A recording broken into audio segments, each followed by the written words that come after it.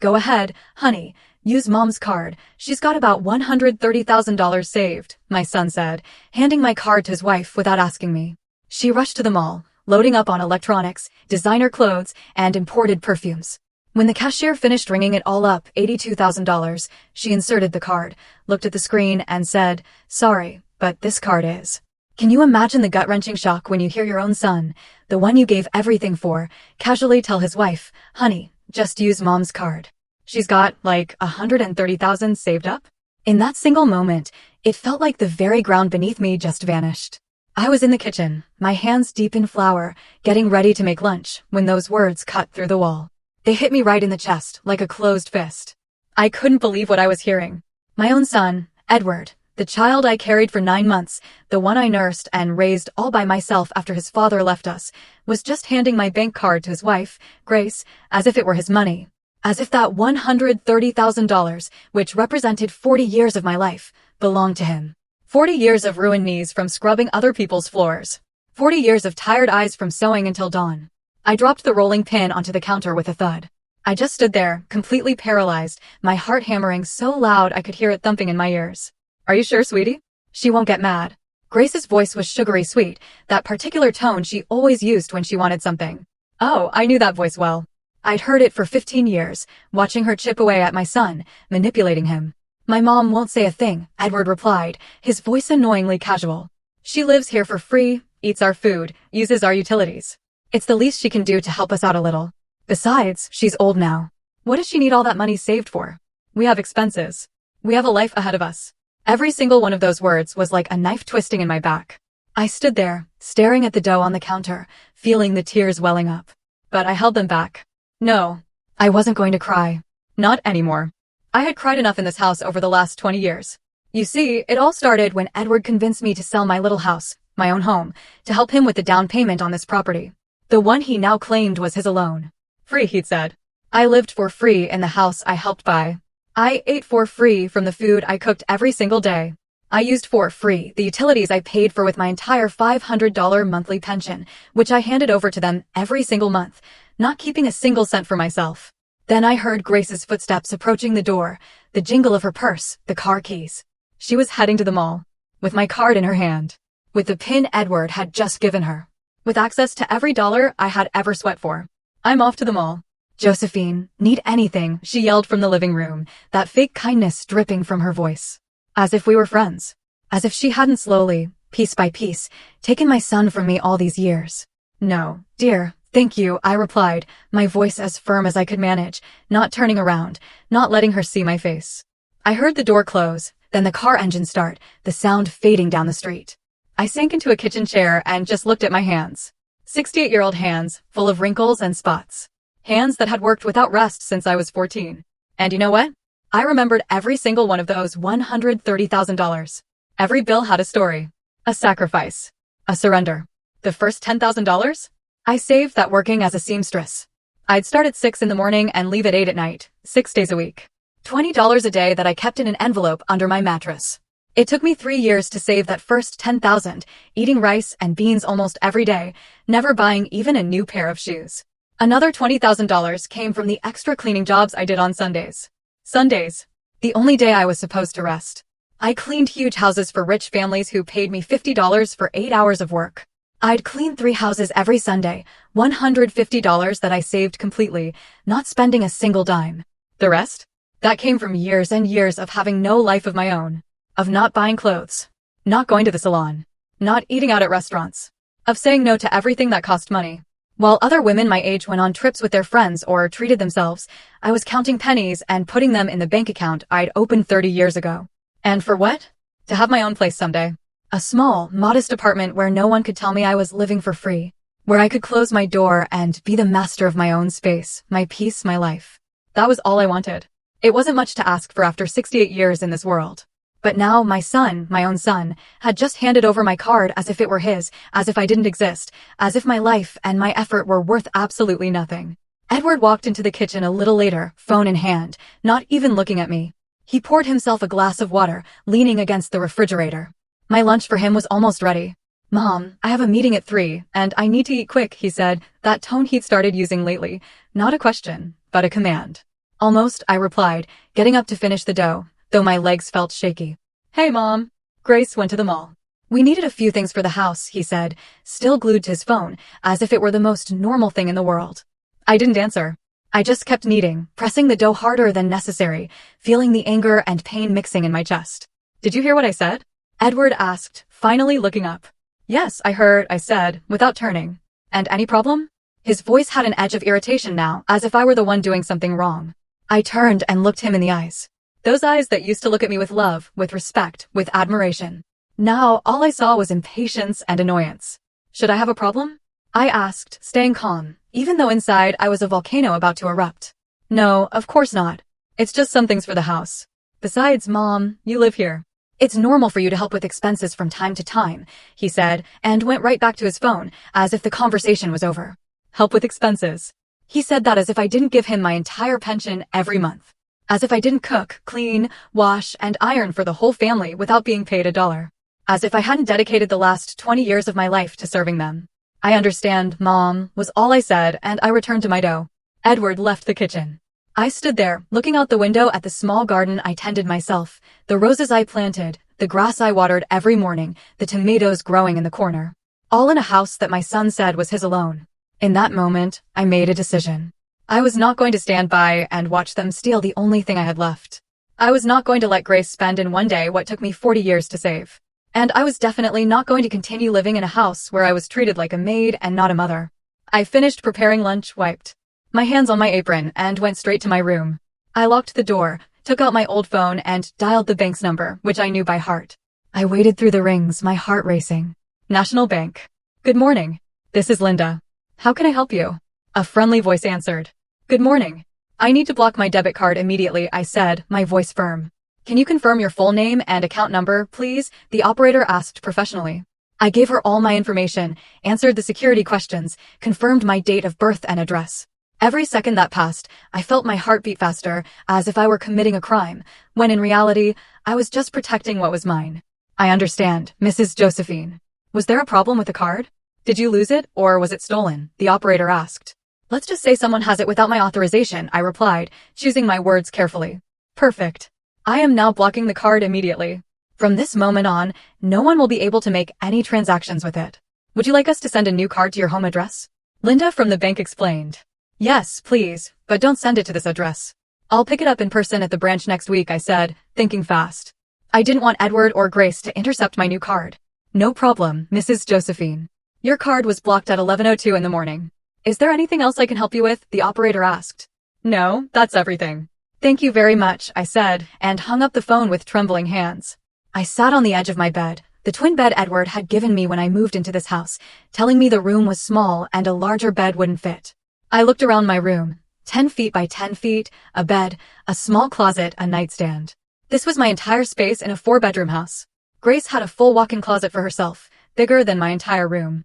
Edward had his private office where no one was allowed to enter. There was a TV room, a formal dining room they only used when guests came over. And I lived in the smallest room, the one that was originally the pantry. But I hadn't complained. I never complained because he was my son. Because I loved him. Because I thought that one day he would see me as his mother again, and not as a burden. How naive I was. Then I heard Edward's phone ring in the living room. His voice answering. Then silence. Then his voice got louder, more agitated. What do you mean it's blocked? That's impossible. My mom never blocks anything. She doesn't even know how to use those bank things. Edward said, and I could hear the frustration in his tone. I stayed still, holding my breath, listening. Grace, wait, let me call my mom. Edward said. And seconds later, he was knocking on my door. Mom, are you in there? I need to talk to you urgently. Coming. I said, waiting a few seconds before opening the door, pretending I was busy. I opened it, and there was Edward, phone in hand, with that anxious expression he got when things didn't go his way. Mom, Grace just called me from the mall. She says your card isn't working, that it's showing as blocked. Did you block it? He asked directly, no beating around the bush. I looked him in the eyes, and for the first time in 20 years, I wasn't afraid to tell the truth. Yes, I blocked it, I replied calmly. What? Why would you do that? Grace is at the checkout with a cart full of things. She's being completely embarrassed. Edward said, raising his voice. I didn't give her permission to use my card. That money is mine, I said, maintaining my composure. Mom, don't start with that now. Grace was just going to buy a few things we need for the house. It's not a big deal. Call the bank and unblock the card right now, Edward ordered with that authoritarian tone he had developed over the years. No, I said simply. Edward fell silent, looking at me as if he couldn't believe what he had just heard. It was probably the first time in 2 decades that I had said no to him. What do you mean no, Mom? You're not understanding. Grace is waiting at the mall with $82,000 worth of purchases. Do you have any idea how embarrassed she is right now? Edward said, his face now red with anger.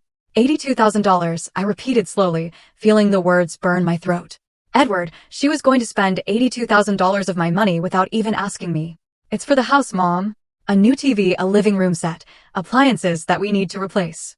It's not like it's just for her, Edward explained, as if that justified everything. I did not authorize those expenses.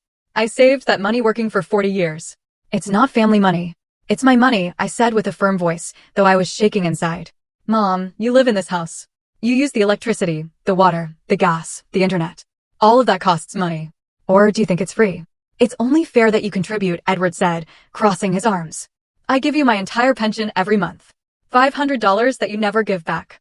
I cook, I clean, I wash, I iron. Isn't that contributing? I asked, feeling my voice break. But I stood my ground. That $500 doesn't even cover your food expenses, Mom. You're being selfish. You have $130,000 saved up that you're not using for anything. What do you want it for?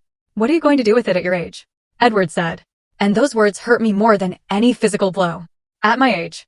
As if at 68, I no longer deserve to have dreams, plans, dignity. That money is to buy my own apartment and stop being a burden to you, I said. And I saw Edward's eyes widen in surprise. What are you talking about? Nobody said you're a burden, Edward replied. But his voice didn't sound convincing. You just said it 5 minutes ago in the living room. You told Grace I lived here for free, that I ate her food, that I used her utilities, that I was old and didn't need that much money, I said. And I saw Edward's face go pale as he realized I had heard everything. There was a long, uncomfortable silence. Edward opened his mouth several times, as if trying to find words, but nothing came out. Mom, I didn't mean it like that, he finally said, but without looking me in the eye. But you said it, and you thought it. And right now you're more worried about Grace's embarrassment at the mall than the fact that she tried to spend $82,000 of my dollars without my permission, I said, feeling the tears trying to escape, but I kept holding them back. She's my wife, Mom. It's normal for me to defend her, Edward said. And I'm your mother. Isn't it normal for you to defend me? I asked. And the question hung in the air between us like a ghost. Edward fell silent again. He looked at his phone. Then he looked at me. Then he looked back at the phone. I could see the conflict on his face. The battle between his conscience and his loyalty to Grace. Mom, please, just unblock the card for today. Grace is already there. She's already picked everything out. We can't leave her looking like a fool. We can talk about this calmly later, Edward said, in a softer tone, now trying to manipulate me with guilt. No, Edward. And tell Grace to come home. The 3 of us need to talk, I said with a firmness I didn't know I had. Mom, don't make this bigger than it is. Please, Edward pleaded. I didn't do anything. You're the ones who took my card without permission. You're the ones who were planning to spend my money as if it were yours. I'm just protecting what belongs to me, I said, and I took a step back to close my bedroom door. Edward stood in front of my closed door. I heard him knock gently with his knuckles. Mom, open up, please. Don't be mad, he said, in that voice he used when he was a boy and did something wrong. The voice that used to melt my heart, but now just made me angry. I didn't answer. I sat on my bed and waited. I heard his footsteps walking away. I heard him talking on the phone with Grace in a low voice. I heard him explain that I had blocked the card. I also heard Grace's screams from the other end of the phone, so loud they came through the receiver. Your mother is crazy. I'm standing here like an idiot in front of all these people. The cashier already called the manager. This is humiliating. Grace screamed. And I didn't feel a single ounce of guilt. Let her feel embarrassed. Let her feel what it's like when someone makes you look bad. I had felt embarrassed for 20 years. Every time I was introduced as the mom who lives with us at family gatherings. Every time Grace told her friends that I helped around the house as if I were the maid. Half an hour passed before I heard Grace's car pull up. The door slammed open so hard it shook the walls. I heard her heels clicking on the hardwood floor, the sound that always announced a storm. Where's your mother? Grace asked in a voice full of venom. Grace, calm down. Let's talk about this calmly, Edward said, trying to appease her. Calmly? Calmly? Your mother put me through the biggest embarrassment of my life. There were like 20 people watching while the cashier tried to run the card over and over. I had to leave everything there and run out. Grace screamed, and I could picture her perfectly with her red face and her hands waving in the air. I know, honey. I know. But she heard what we talked about this morning. She's upset, Edward explained. So what if she heard? We told the truth. She lives here without paying for anything. The least she can do is help us when we need it. It's not fair that she has $130,000 saved up while we're killing ourselves, working and paying all the bills for this house, Grace said. And every word confirmed what I already knew. To her, I wasn't a person. I was a source of money. I got up from the bed and opened my bedroom door. I walked towards the living room where they were both standing. Grace looked at me with those eyes full of fury, still holding the empty shopping bags. Josephine, we need to talk seriously, Grace said, without even greeting me, without a hello or a good afternoon. Yes, we need to talk, I replied calmly, and I sat in the armchair that was the only place they allowed me to sit. The large sofa was Grace's exclusive territory. Why did you block your card? Why did you embarrass me like that? Grace attacked immediately. I didn't embarrass you. You brought it on yourself by trying to spend $82,000 of my money without my permission, I replied, looking her directly in the eye. It's not just your money. This is a family. Family share. Grace shouted, taking a step towards me. I am not your family, Grace. I am Edward's mother, and my money is mine. I earned it. I saved it, and I decide what to do with it, I said, keeping my tone calm, even though inside I wanted to scream everything I had held back for 15 years. Mom, please don't be like that. Grace just wanted to buy things we really need for the house. The TV in the living room is 8 years old. The couch is all worn out. The refrigerator is making weird noises, Edward intervened, trying to justify the unjustifiable. If you need those things, buy them with your own money. You both work. Edward makes good money as an engineer. Grace works at that clothing store. You have 2 salaries. Why do you need mine? I asked. Because we have expenses, Josephine. This house doesn't maintain itself. The mortgage is $1,200 a month. Utilities, another $300. Food, about $500. The internet, phones, car insurance. It all adds up. There's nothing left at the end of the month, Grace explained, in that victim tone she knew how to use so well. I give you $500 for my pension every month. That helps, I said. $500 is nothing, Josephine. That barely covers your food, Grace said with contempt. Then let me go. Let me buy my apartment with my money and stop being a burden to you, I said. And I saw Grace and Edward exchange a quick glance. A look I couldn't interpret at the time, but later understood perfectly. Mom, don't say that. Nobody wants you to leave. This is your home, Edward said. But his words sounded hollow, rehearsed. This is not my home, Edward. You said it yourself this morning. This is your house. I just live here, I said, feeling my voice finally break. Oh, for God's sake, don't start with the drama, Josephine. Nobody said that. Edward was just talking. Grace intervened, rolling her eyes. He did say it, and he's right. That's why I want to leave. I want my own place where I'm the owner, where I pay my own bills, where nobody makes me feel like I'm a burden, I said. And the tears finally started to roll down my cheeks. Mom, you can't live alone. You're 68 years old. What if you get sick? What if you fall? Who's going to take care of you? Edward said with that fake concern that angered me more than his insults. I'm 68, not 108. I'm perfectly healthy. I can take care of myself.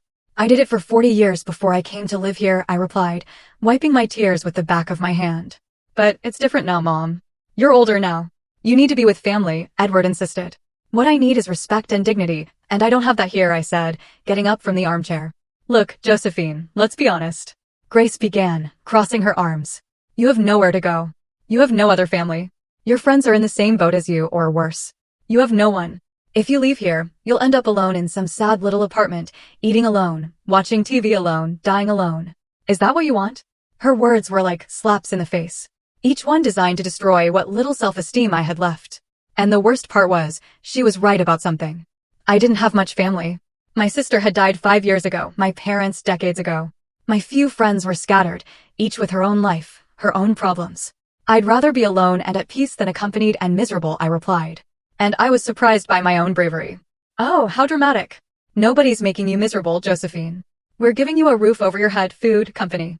But of course, nothing is ever enough for you, Grace said sarcastically. You don't give me anything. I pay with my pension, with my work in this house, with my dignity. I said, raising my voice for the first time. Your pension doesn't even cover half of what you cost us here. And washing a few dishes and sweeping a little isn't work. Anyone can do that, Grace shouted, completely losing her composure. Then anyone can do it. Hire someone. I'm leaving, I said, and walked towards my room. You're not going anywhere, Mom. Stop being ridiculous, Edward yelled after me. I locked myself in my room and heard the two of them continue arguing outside. Grace blaming Edward for being weak with me.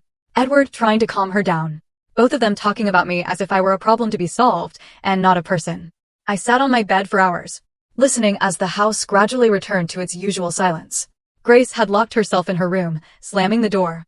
Edward tried knocking on my door 2 more times, but I didn't answer. I had nothing more to say to him at that moment. When night fell and the house was completely silent, I took out my old phone and dialed the only number I knew would comfort me. Linda, my lifelong friend, the only person who truly knew me. Josephine, what happened? It's almost 10 o'clock at night. Linda answered with a worried voice. And then I broke down. I told her everything.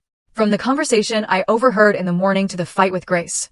From the $82,000 they tried to spend to the hurtful words about my age and my loneliness.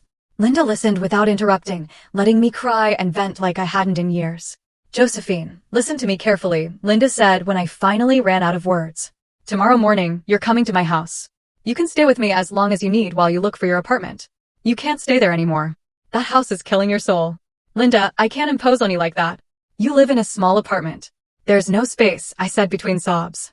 I have a sofa bed in the living room that's more comfortable than being in that house where they don't value you. Tomorrow, Josephine, tomorrow you pack what you need, and you come here. It's not a suggestion. It's an order, Linda said with that firmness she always had when she knew I needed a push. I barely slept that night. I stared at the ceiling of my small room, remembering how I had ended up in that place 20 years ago. Edward had just married Grace and told me they wanted to buy a bigger house, but they couldn't afford the down payment. I had sold my small apartment, that 2-bedroom apartment I had bought with so much effort, and I gave the money to Edward. $50,000 that represented my entire life's work up to that point. It's a loan, Mom. I'll pay you back in 2 years when I get a raise, Edward had promised, his eyes shining with excitement. But 2 years passed, then 5, then 10. And the loan was never mentioned again. When I brought it up, Edward would get annoyed, saying he gave me a roof and food, that it was worth more than the $50,000. Now I understood that I had been a fool. I had trusted my son blindly, and he had abused that trust. Worse, I had allowed it for 2 decades because I was afraid of being alone. Afraid that Edward would reject me. Afraid of losing the only direct family I had left. But the fear of loneliness couldn't be stronger than my dignity. I couldn't keep living like this. When Friday morning came, I got up earlier than usual. I prepared breakfast as always, left everything ready on the table. But this time, I didn't stay to serve them. I showered, got dressed in my best clothes, and started packing my things into the 2 old suitcases I had stored at the back of the closet. I didn't have much, modest clothes, a few shoes, photographs, important documents, and the small wooden box where I kept the few pieces of jewelry I owned, my mother's wedding ring, a pair of silver earrings my sister gave me, a thin chain I bought with my first paycheck. Everything fit into 2 suitcases. I heard when Edward and Grace got up. I heard their voices in the dining room, eating the breakfast I had prepared. Neither of them knocked on my door to see how I was. Neither asked if I had slept well. It was as if I didn't exist unless they needed something. I waited for them both to leave for work. Edward left first at 8:30, as always. Grace left at 9 o'clock. When I heard her car's engine fade away, I took my suitcases out of the room. I walked through the house one last time, looking at every corner I had cleaned thousands of times. The kitchen, where I spent countless hours cooking for a family that barely said thank you. The living room, where I could never sit comfortably because that was Grace's space. The dining room, where I always sat in the corner in the least comfortable chair. I left the house keys on the dining room table. Next to them, I left a note I had written during the night. Edward, I'm leaving. I can't keep living in a house where my only value is my money. Thank you for these 20 years, but I need to get my dignity back. Don't look for me. When I have my new apartment, I'll send you the address. I love you, but I love myself more. Mom. I called a cab and waited outside with my 2 suitcases. The next-door neighbor, Mr. Ernest, was watering his garden and looked at me curiously. Good morning, Josephine. Going on a trip? He asked kindly. Something like that, Mr. Ernest. Something like that, I replied with a smile that didn't quite reach my eyes. The cab arrived in 10 minutes. The driver, a young man in his 30s, helped me with the suitcases. Where to, ma'am? He asked. I gave him Linda's address and looked out the window the whole way, watching the streets of the city where I had lived my entire life go by. Every block took me further away from Edward and Grace. And strangely, instead of sadness, I felt something like relief. Linda was waiting for me at the door of her building. When I arrived, she hugged me so tight I could barely breathe. And that hug made me cry again.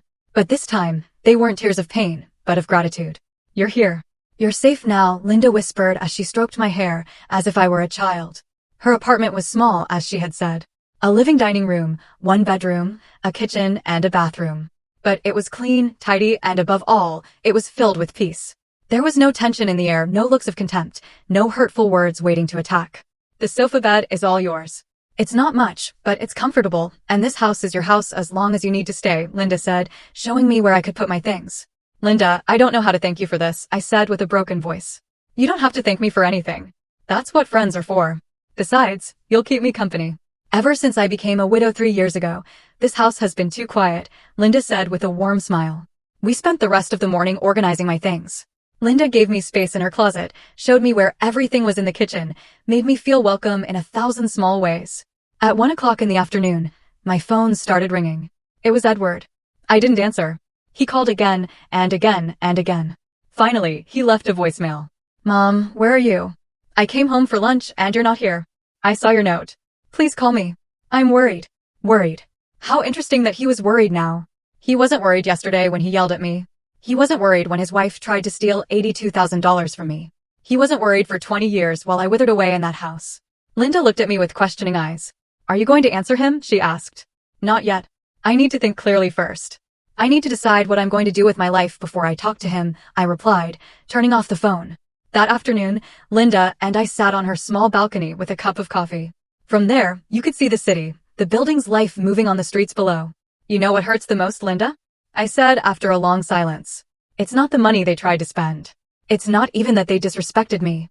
What hurts the most is that I lost 20 years of my life trying to earn my son's love. And now I realize that love was always conditional. On what I could give him. Linda took my hand in hers. Those hands also wrinkled by the years, but strong and warm. Josephine, listen to me. You didn't lose 20 years trying to earn his love. You gave 20 years of unconditional love, which is very different. You're not the problem. The problem is that Edward and that woman didn't know how to value what they had, Linda said wisely. But I'm his mother. Mothers are supposed to sacrifice for their children, I said, still feeling that guilt that had been instilled in me my whole life. Mothers should love their children, yes. But children should also love their mothers. Love isn't a one-way street, Josephine. And sacrifice has a limit. When the sacrifice is killing your soul, it's not love anymore. It's self-destruction, Linda replied firmly. She was right. She always was. Linda had been my friend since we both worked in the same textile factory 40 years ago. She knew me better than anyone. Had seen my marriage fail. Had seen how I raised Edward alone. Had seen how I slowly faded away in that house. Now you need to think about yourself. About what you want. About what Josephine needs to be happy, Linda continued. I want my apartment. I want my own place where no one can make me feel like I'm in the way. Where I can have coffee in the morning without feeling like I'm using someone else's electricity. Where I can watch TV without being told I'm taking up the couch, I said. And as I spoke, I felt something inside me grow stronger. Then that's what we're going to get. Tomorrow morning, we start looking for apartments, Linda said with determination. That night, I slept on Linda's sofa bed, and it was the best night's sleep I'd had in years. There was no tension. No fear of hearing footsteps outside my door. No anxiety, wondering what new form of humiliation awaited me the next day. On Saturday morning, my phone was still off, but I could imagine the number of missed calls I had. I didn't care. For the first time in 2 decades, I was my priority. Linda and I had a quiet breakfast, talking about everything and nothing, laughing about old memories, making plans. Afterwards, we got dressed and went out. We had marked 5 apartments to see that day, all within my budget. The first was too dark, with small windows that barely let in any light. The second was in a rundown building that smelled of damp. The third was perfect, but it was on the 4th floor without an elevator, and my knees weren't what they used to be. The 4th had plumbing issues the owner didn't want to fix. But the 5th stole my heart the moment I walked in. It was a 2nd-floor apartment in a well-maintained and secure building of only 6 floors.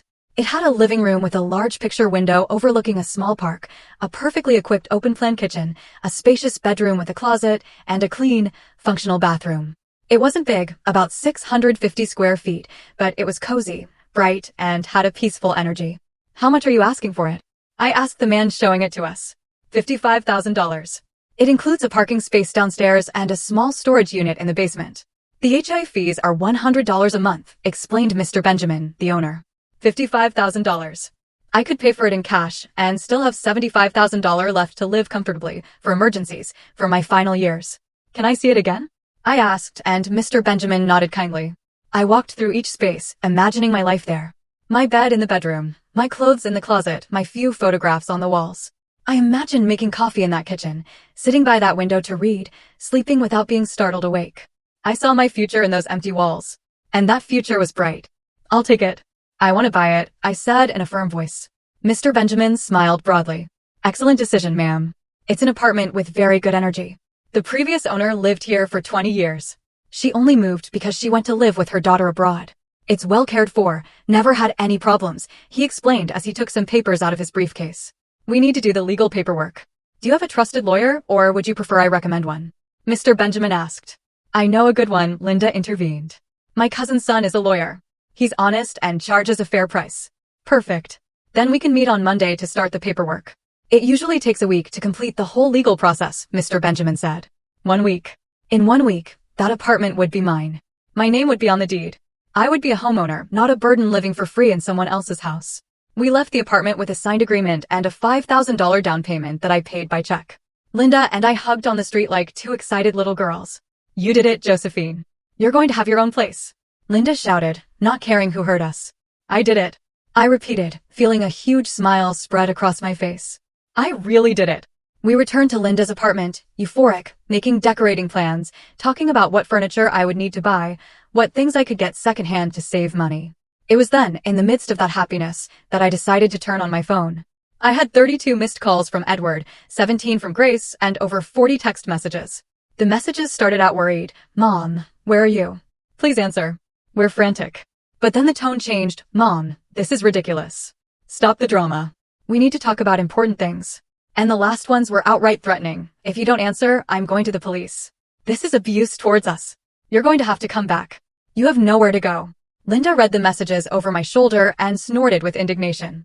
That boy has lost his mind. Abuse towards them? He says, as if they haven't been abusing you for years.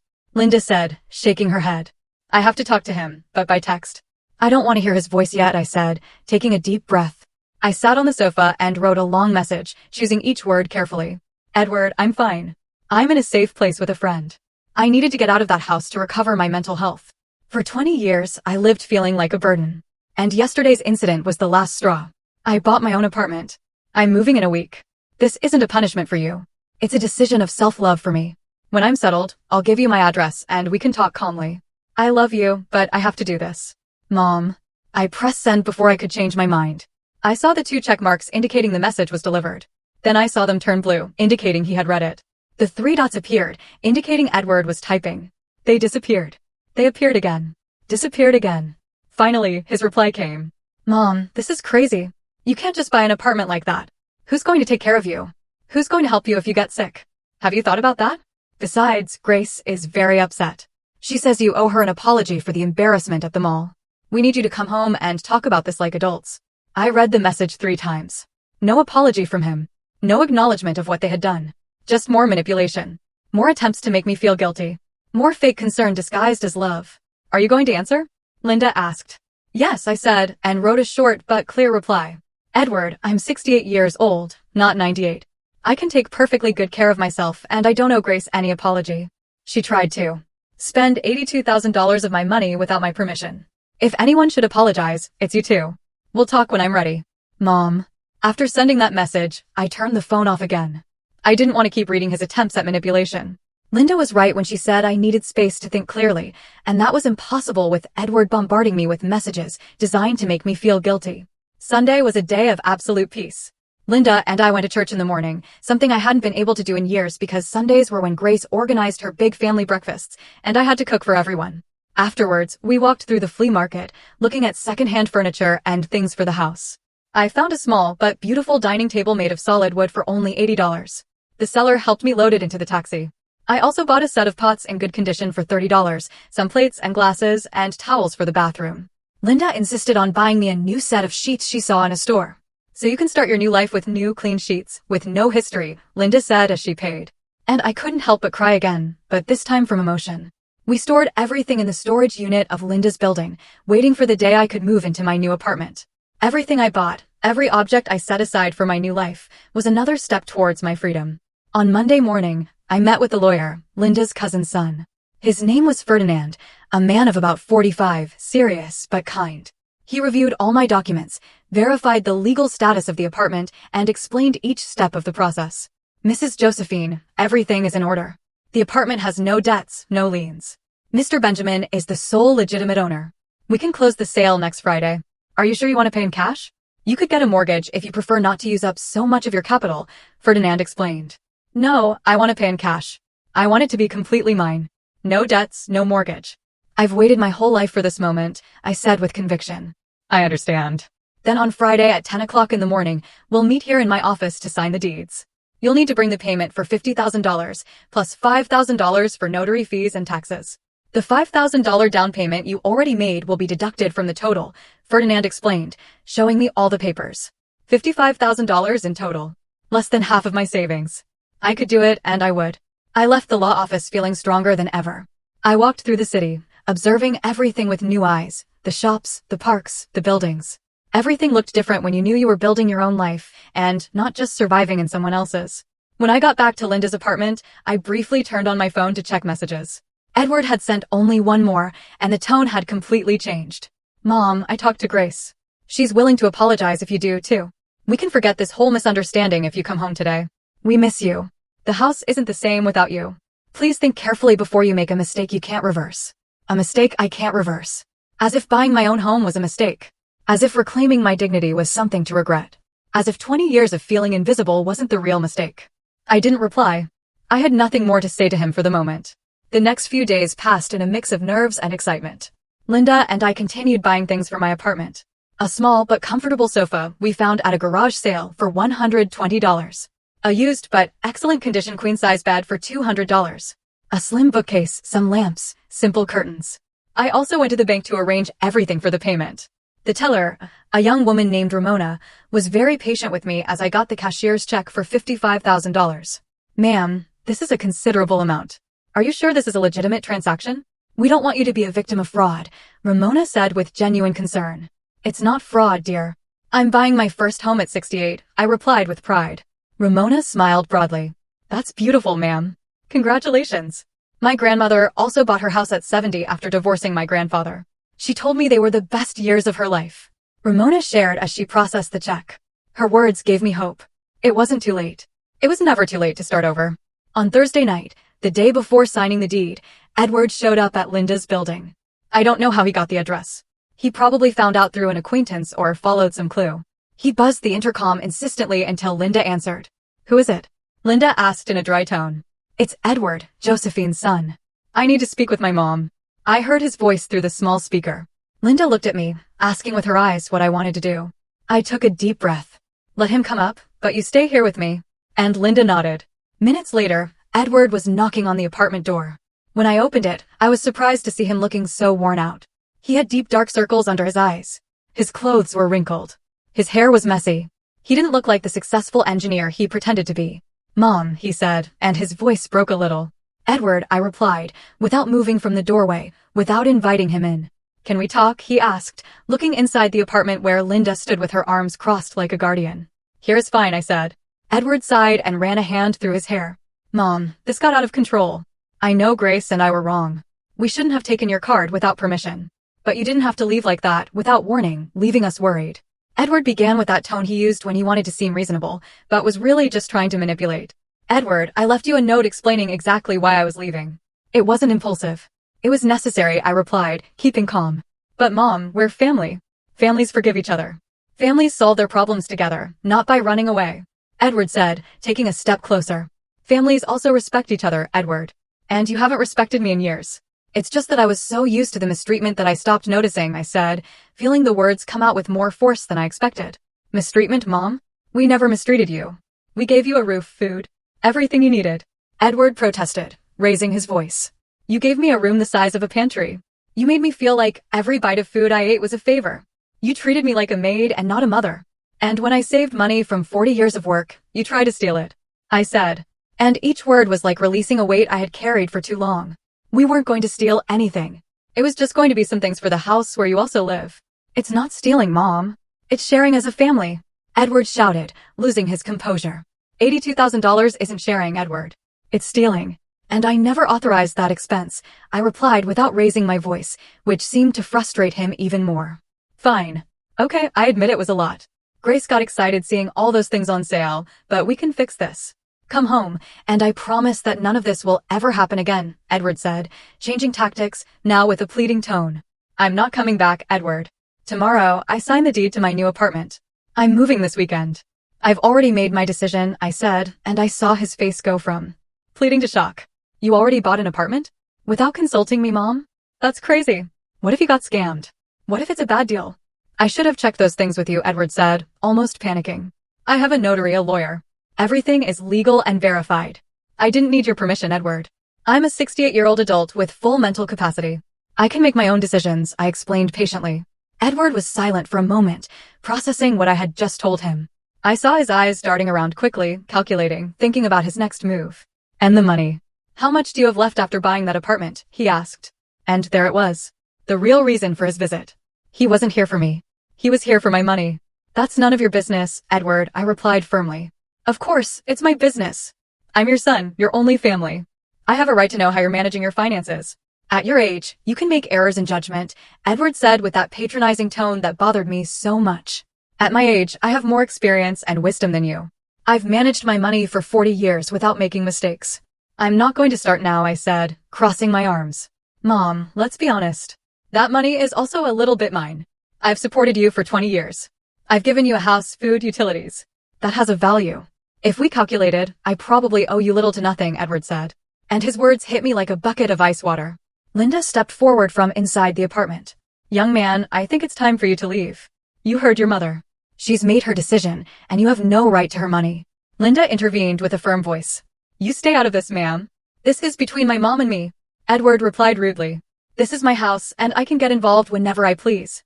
And I'm going to ask you to leave right now, or I'm calling security. Linda said, taking out her phone. Edward looked at me with a mixture of anger and desperation. Is this what you want, Mom? To break up our family? To let strangers get between us? He asked, pointing at Linda. Linda is not a stranger. She's been my friend for 40 years. She's been by my side in times when you didn't even exist. And no, Edward, I'm not breaking up the family. The family broke when you stopped seeing me as your mother and started seeing me as your ATM, I said, feeling tears threaten to spill. But I held them back. I can't believe you're doing this. Grace was right about you. She said you were selfish, that you only thought about yourself, and I defended you. What a fool I was. Edward said with venom in every word. Those words hurt more than I wanted to admit. But they also confirmed what I already knew. Grace had poisoned my son against me for years, and he had let her. If that's what you think of me, then it's better that I get out of your life. I don't want to be a burden to anyone, I said with a trembling voice. Fine, perfect. Go to your apartment. Live alone. But don't come running when you get sick or need help. Don't come back when you realize you've made a mistake. Edward said, turning to leave. Edward. I called out, and he stopped without turning around. I love you. I'll always love you. You're my son, but I can no longer live sacrificing my dignity for your comfort. I hope one day you understand that. Edward didn't reply. He just kept walking towards the elevator. I watched him get in, press the button, and disappear behind the closing doors. And with those doors, a chapter of my life also closed. Linda hugged me as I finally allowed myself to cry. I cried for the 20 lost years, for the broken relationship with my son, for the family that could have been but never was. But I also cried with relief, because I knew I had made the right decision, even though it hurt. I barely slept that night. I tossed and turned on the sofa bed, replaying the conversation with Edward, questioning if I had been too harsh, wondering if I should have given him another chance. But every time I thought about going back, I remembered the 20 years of small and large humiliations. I remembered the attempted theft. I remembered all the times they made me feel invisible. No, I couldn't go back. For the first time in my life, I had to choose myself. Friday dawned sunny and beautiful, as if the universe was celebrating with me. Linda and I dressed in our best clothes. She insisted on accompanying me to the lawyer's office. This is one of the most important days of your life, Josephine. You're not going to live it alone, Linda said as she put on her cream-colored silk blouse, the one she reserved for special occasions. We arrived at the office 15 minutes early. Mr. Benjamin was already there, along with Ferdinand, the lawyer. They both greeted us with smiles. Good morning, Mrs. Josephine. Ready to be a homeowner? Ferdinand asked warmly. More than ready, I replied with a huge smile. The process took almost 2 hours. I had to sign so many papers I lost count, deed certificates, affidavits, receipts. Ferdinand patiently explained each document, making sure I understood exactly what I was signing. When it was time to hand over the $50,000 check, my hand trembled slightly. It was almost everything I had, but I looked at Linda, who was smiling at me with pride, and I remembered why I was doing this. I placed the check on the table. Mr. Benjamin reviewed it, nodded in satisfaction, and Ferdinand officially processed it. Very well, Mrs. Josephine.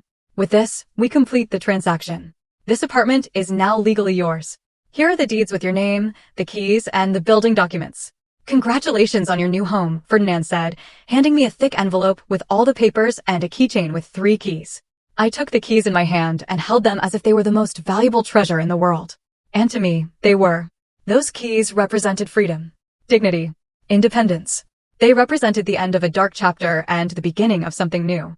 Thank you, Ferdinand. Thank you, Mr. Benjamin. You don't know what this means to me, I said, my voice breaking with emotion. Believe me, I do, Mrs. Josephine. I've seen many transactions in my life, but few with as much emotional weight as this one. I hope you'll be very happy in your new home, Ferdinand said with sincerity. We left the lawyer's office, and Linda practically screamed with excitement on the street. You did it. You own your own home. At 68, you've taken your life back. She shouted as she hugged me, and we spun around on the sidewalk like 2 crazy little girls. People passing by looked at us curiously. Some smiled at our joy. An elderly woman stopped and asked what we were celebrating. I just bought my first apartment. I told her with pride. Oh, how wonderful. Congratulations, dear. It's never too late to fulfill your dreams, the woman said with a warm smile before continuing on her way. Linda and I went straight to the apartment. I wanted to see it again, now that it was officially mine. I opened the door with trembling hands, put the key in the lock, turned it, and pushed. The apartment was exactly as I remembered it, empty, smelling clean, filled with light pouring in through the large window. But now it looked different. Now it wasn't just a nice space. It was my space, my home. I walked slowly through every corner, touching the walls, imagining where I would put each piece of furniture. Visualizing my life there. The table by the window where I would have coffee every morning. The sofa in front of the TV where I would rest without fear of someone telling me I was in the way. The bed in my room where I would sleep in peace. It's perfect, Josephine. It's absolutely perfect, Linda said with tears in her eyes. Yes, it is, I replied, also crying, but this time from pure happiness. We spent the rest of the day cleaning the apartment from top to bottom, even though it was already quite clean. But I wanted it to be spotless before I brought my things in. Linda brought cleaning supplies, rags, brooms, and we worked together like in the old days when we were young and cleaned other people's houses. On Saturday morning, Linda organized a small army of help. She called her niece Antonia, a strong 30-year-old who worked for a moving company. Antonia arrived with her truck and 2 friends who helped us move all the furniture we had bought during the week. It was beautiful to see my empty apartment fill up with life. The dining table looked perfect by the window. The sofa fit exactly in the living room. The bed looked majestic in my room with the new sheets Linda had given me. Every object in its place, every space designed for my comfort. Antonia and her friends were incredibly kind. They refused to charge me for the full move. Mrs. Josephine, any friend of my Aunt Linda is a friend of ours. Just pay us for the gas, and we're good, Antonia said with a genuine smile. I gave them $100 despite their protests. It was the least I could do for their help and kindness. By noon, the apartment was completely set up. It wasn't luxurious or modern, but it was cozy and functional. The curtains we bought gave it a warm touch. The few photographs I had, now framed and hanging on the walls, gave it personality. My plants on the small balcony brought it to life. Linda insisted on staying to help me organize the kitchen. We arranged the pots, plates, glasses, and cutlery. Every cabinet had its purpose. Every space was optimized. Tomorrow, we'll go to the market and buy food to fill your refrigerator, Linda said as she wiped the shelves before putting the plates away. Linda, you've already done so much for me. I don't know how I'll ever repay you, I said, feeling overwhelmed by her generosity. You're not going to repay me anything. Friends don't get paid. They support each other. Besides, you do the same for me, Linda replied, hugging me. She was right. I would, but that didn't make me feel any less grateful. That night, my first night in my own apartment, Linda went home after making sure 1,000 times that I would be okay on my own. I stood in the middle of my living room, looking around, still unable to believe that all of this was mine. I made myself a cup of tea in my kitchen, using my teapot, my cup, my water. I sat in my armchair by my window and looked outside. The park was lit with faint streetlights. Some people were walking their dogs. Others were simply enjoying the cool night. For the first time in 20 years, I felt no anxiety. There was no tension in the air. There was no fear of hearing footsteps approaching with complaints or demands. There was only peace, silence, freedom. I allowed myself to cry again. But these tears were different. They were not of pain or anger. They were of relief, gratitude, and hope. I had managed to get out. I had managed to save myself. Sunday was the most peaceful day I'd had in years. I woke up without an alarm, letting my body rest as much as it needed. It was 9 o'clock in the morning when I finally opened my eyes, and the first thing I saw was the ceiling of my own room, in my own house. I got up slowly, without rushing. I made coffee in my kitchen, using the coffee maker I found at a garage sale. The aroma filled the entire apartment and made me smile. I took my cup to the window and sat there for an hour, just looking, thinking, feeling. Linda arrived at noon as she had promised, bringing a huge pot of chicken soup she had made in the morning. So, you'll have food for the whole week. And I also brought fresh bread from the bakery, Linda said, coming in with her full bags. We had lunch together at my new table, chatting about everything and nothing. She told me about her family, about her plans to visit her daughter next month, about the new series she was watching on TV. Simple, everyday conversations, beautiful in their normality. Have you heard anything from Edward? Linda asked cautiously as we washed the dishes. No, and I don't expect to. He made it very clear that he thought I was selfish for making this decision. He probably needs time to process it. Or maybe he'll never understand. Either way, I can't do anything about it now, I replied, drying a plate. Does it hurt? Linda asked, looking at me directly. A lot. He's my son. It will always hurt. But the pain of losing him is less than the pain of losing myself, I said honestly. Linda nodded with understanding and said nothing more on the subject. There was nothing more to say. The following days were about adapting. I learned the routines of my building, met some neighbors, discovered the nearby shops. There was a market 2 blocks away that sold fresh fruits and vegetables.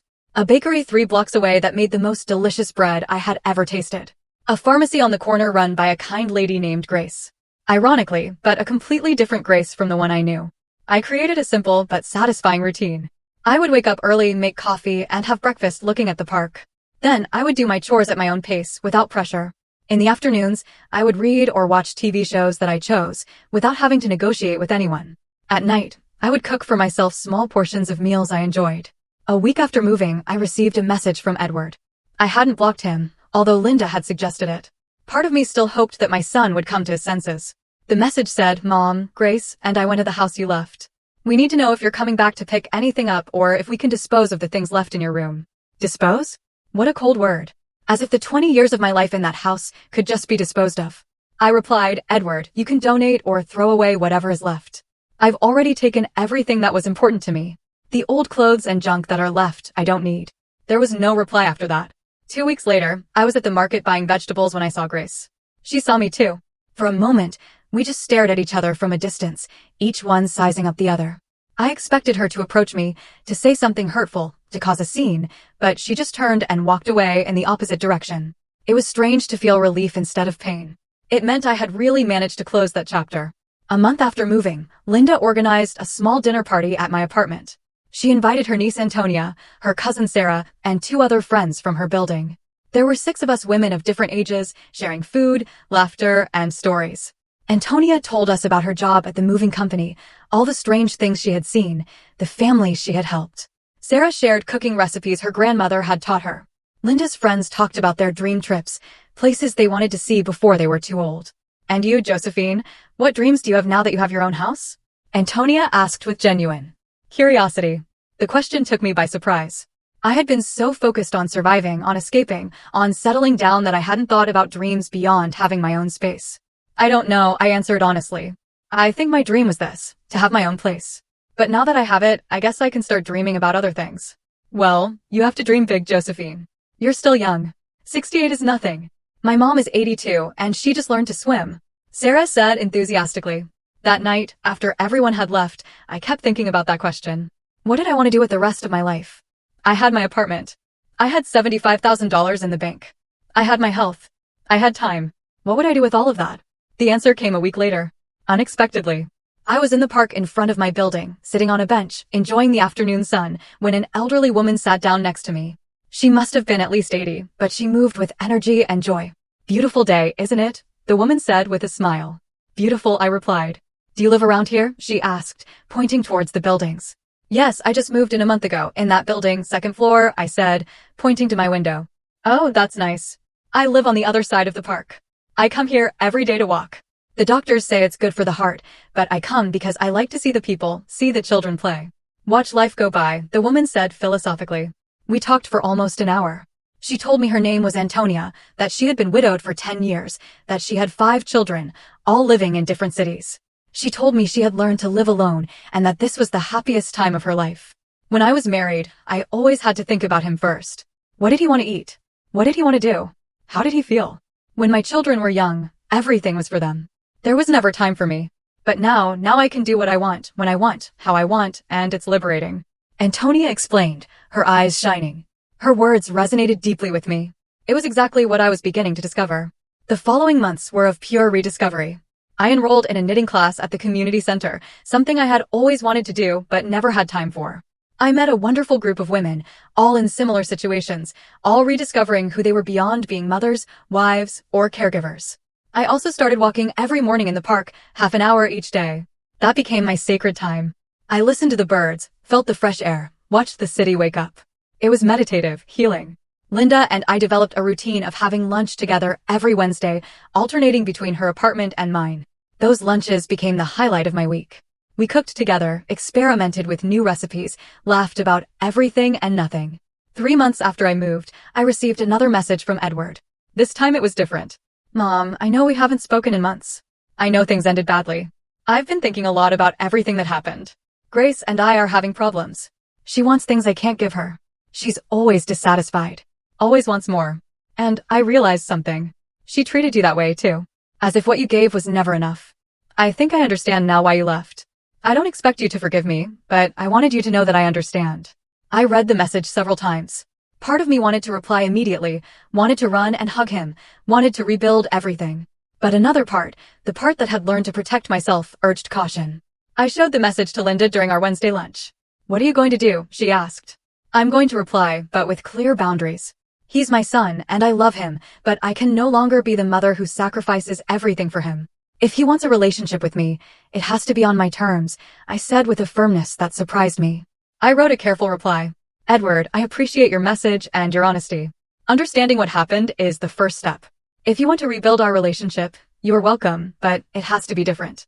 I am no longer the mom who lets herself be manipulated or mistreated. I have my own life now, my own space, my own boundaries. If you can respect that, we can start over. I love you, but I love myself more now. Mom. His reply came the next day. I understand, Mom. Could I visit you someday, just to see how you are? What's your new apartment like? Without Grace. Just me. We agreed that he would come the following Sunday. I spent the whole week nervous, obsessively cleaning the apartment, even though it was already clean, mentally cooking and recooking what I would say to him. On Sunday, he arrived promptly at 3 o'clock in the afternoon. When I opened the door, I saw a different Edward, thinner, with more gray hair, with tired but also softer eyes. Hi, Mom, he said with a trembling voice. Hi, son, I replied, and we hugged in the doorway. It was a long, healing hug, full of unsaid things. I showed him the apartment. He walked through each space, attentively touching the furniture, looking at the photographs on the walls, observing everything. It's beautiful, Mom. It's small, but cozy. It feels like you, Edward said with sincerity. We sat at my table by the window. I served him coffee and cookies I had bought that morning. We talked for hours. Edward told me about his problems with Grace, about how she constantly pressured him for more money, more things, more status. He told me he had started therapy to understand his behavioral patterns. The therapist made me see that I repeated with Grace the same thing Dad did to you. I let her treat you badly because I wanted to keep the peace in my marriage without realizing I was sacrificing my relationship with you. Edward admitted with tears in his eyes. Edward, your father and you are two different people. Your father abandoned us. You stayed, albeit in a distorted way. The fact that you recognize it now means you can change, I said, taking his hand across the table. Can you forgive me someday? Edward asked, looking at me directly. I've already forgiven you, son. Forgiveness isn't for you. It's for me, to free myself from resentment. But forgiveness doesn't mean forgetting or going back to how we were. It means moving forward with healthier boundaries, I explained calmly. Edward nodded, understanding. Does Grace know you're here? I asked. Yes, she didn't like it, but I no longer give her the power to decide over my relationships. That's another change I'm making, Edward replied with determination. Our relationship after that day was a slow but genuine reconstruction. Edward started visiting me every 2 weeks, always alone, always respectful of my space and my time. He asked about my life, my activities, my friends. He really listened to me, not just waiting for his turn to speak. 6 months later, Edward and Grace divorced. I wasn't surprised. Some relationships are built on toxic foundations that eventually collapse. Edward moved into a small apartment similar to mine and began his own journey of self-discovery. Today, a year after moving into my apartment, I'm sitting in my armchair by the window, watching the sunset over the park. I have $75,000 in the bank untouched. My apartment is fully paid off. My $500 monthly pension covers my basic expenses. I live modestly, but with dignity. Edward comes to visit me every 2 weeks. Our relationship isn't perfect. It probably never will be, but it's honest. He's learning to be a better son, and I'm learning to be a mother with healthy boundaries. Linda is still my rock, my best friend, my chosen family. The women from my knitting class have become my social circle. I have plans to take a small trip next year, something I never allowed myself to do. My life is not extraordinary. I don't have luxuries or spectacular adventures, but I have something I didn't have for 20 years, peace. I have my own space where no one makes me feel like I'm in the way. I have my own money that no one tries to steal. I have my own life that no one controls. Sometimes I look back and wonder what would have happened if I had the courage to leave sooner. But then I remember that every experience, even the painful ones, brought me here, to this moment, to this peace. I'm 69 now. I don't know how many years I have left, but I know that every day I live in this apartment, in my own space, with my own dignity intact, is a day well lived. It's a day lived for me. And that, after a lifetime of living for others, is more valuable than any amount of money in the bank.